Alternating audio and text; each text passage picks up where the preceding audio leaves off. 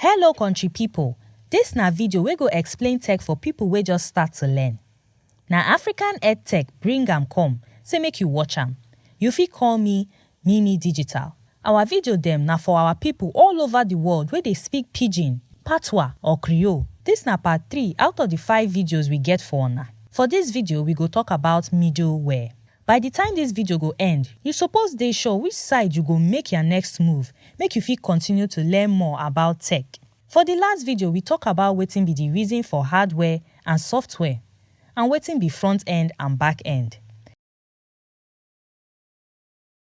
Now, we go talk about middleware. We go focus for middleware, that is, wetin dey between front end and back end. Middleware be like gum wey dey join front end and back end. E dey provide common services for the two.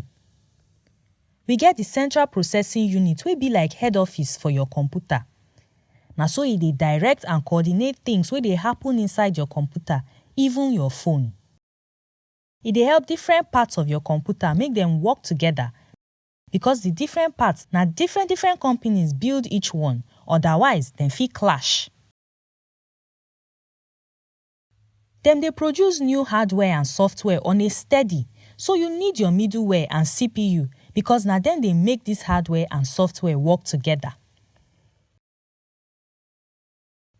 Na people wey dey code or programming specialists, na dem dey build the CPU. Some work wey middleware and CPU dey help do na APIs, while na you be the end user. You no fit see these things because you be end user, but API dey work with internet, just remember that one. When you hear API, just remember internet. Na there you go see higher technology because internet dey involved. Some examples dey for screen. Now, write 2 things wey you no even sabi before you watch our video, but now you don sabi am, and write wetin you wan know more about. Na your chance be this to move your digital future and promise yourself say you go do something. Wetin you wan do next? Wetin you wan know more about? Which problem you wan solve? Go our website, sign up and join other people wey dey follow us all over the world.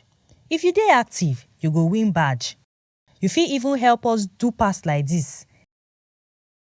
Also check out things wey fit answer questions wey carry you reach here. Thank you for watching. Click next video to continue. Voiceover provided by Candace Voices.